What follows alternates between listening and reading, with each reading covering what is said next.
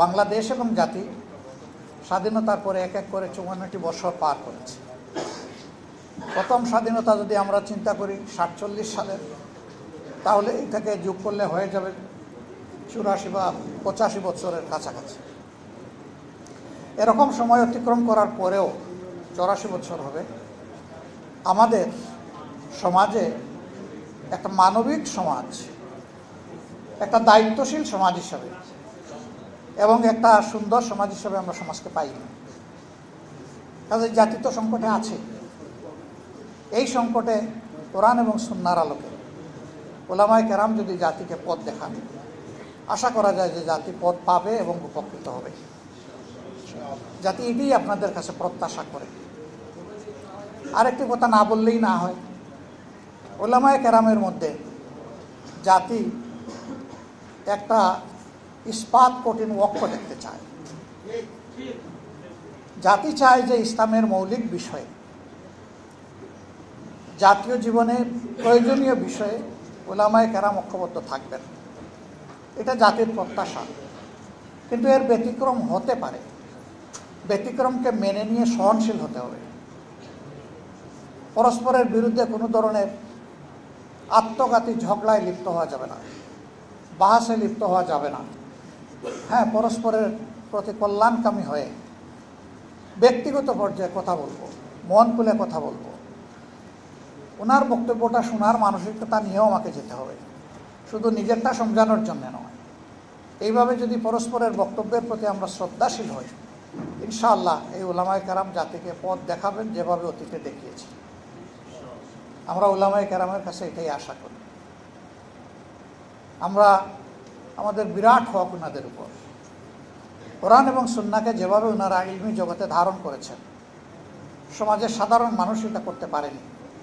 আল্লাহ এই যে নিয়ামতটা বিশেষভাবে আপনাদেরকে দান করলেন, এটার শুকরগুজারি তখনই হবে যে এই ইলমকে মানুষের কল্যাণে যখন আপনারা কাজে লাগাবেন। আমরা সেটাই আপনাদের কাছে আশা করি। আমরা আশা করব যে আগামীর দিনগুলোতে আপনাদেরই নেতৃত্বে এই জাতি সামনের দিকে এগিয়ে যাবে ইনশাআল্লাহ।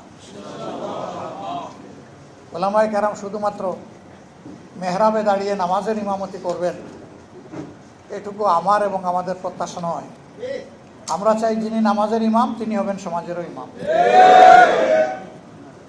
নামাজের ইমামের ইমামতিতে যেমন মসজিদের ভিতরে আল্লাহর বিধান অনুযায়ী নামাজ কায়েম করার কারণে শান্তি প্রতিষ্ঠিত হয়েছে, ঠিক এই মুত্তাকি মানুষগুলা যদি সমাজে নেতৃত্ব দেন, তাহলে সমাজেও ইনশাআল্লাহ শান্তি কায়েম হবে। যে মানুষগুলা শুধুমাত্র আল্লাহকে ভয় করে চলবে, জীবনের প্রত্যেকটি ব্যাপারে অধীনস্থ এবং সহকর্মীদের ব্যাপারে ভীত সন্ত্রস্ত থাকবে। আমাকে হুঁশিয়ার করে দেওয়া হয়েছে, কুল্লুকুম রাঈ ওয়া কুল্লুকুম মাসউলুন আন রাঈতি আন রাঈ। তোমরা সকলেই দায়িত্বশীল এবং তোমাদেরকে অবশ্যই আল্লাহ তাআলা কিয়ামতের দিন জিজ্ঞাসা করবেন তোমাদের অধীনস্থদের ব্যাপারে। যার দায়িত্ব যত বড় সমাজে, তার জিজ্ঞাসাও হবে তত গভীর। এই ভয় যখন একজন মানুষের অন্তরে থাকবে, একজন ওয়ার্ড মেম্বার থেকে শুরু করে পার্লামেন্ট মেম্বার পর্যন্ত, এই চরিত্রের মানুষ যদি দেশের নেতৃত্বে আসে, তাহলে আলহামদুলিল্লাহ আমরা যে মানবিক সমাজ আশা করি সেই সমাজ প্রতিষ্ঠিত হওয়া সম্ভব। এর বাইরে গিয়ে জ্ঞান, বিজ্ঞান, দুনিয়াবী যোগ্যতায় পারদর্শী দক্ষ লোকেরা সমাজ পরিচালনা করলে এবং তাদের অন্তরে সেই জবাবদিহির ভয় না থাকলে কি হয় তা তো আমরা দেখছি, নতুন করে তো দেখার কিছু নেই। আমার বলতে কোনো দ্বিধা নেই, শিক্ষিত সমাজের সকলে নয়, কিন্তু শিক্ষিত সমাজের একটা অংশের মানুষ যে ক্ষতি জাতির করে, সারা সাধারণ দেশবাসী কোটি কোটি মিলেও সেই ক্ষতি জাতির করতে পারে না, এই যোগ্যতা তাদের নাই। কলমের খুঁচায় একজন মানুষের জাতির কিসমত যেভাবে ধসে পড়ে, 1 কোটি মানুষ একত্রিত হয়েও সেই ক্ষতিটা করতে পারবে না। এই ক্ষেত্রেও উলামায়ে কেরামের বিশেষ দায়িত্ব রয়েছে জাতিকে জাগ্রত করা, সতর্ক করা। আপনারা সেই খেদমত আঞ্জাম দিবেন আমরা আপনাদের কাছে আশা করি। কোরআনের আলোকে কোরআনের গল্পই মানুষের জন্য যথেষ্ট।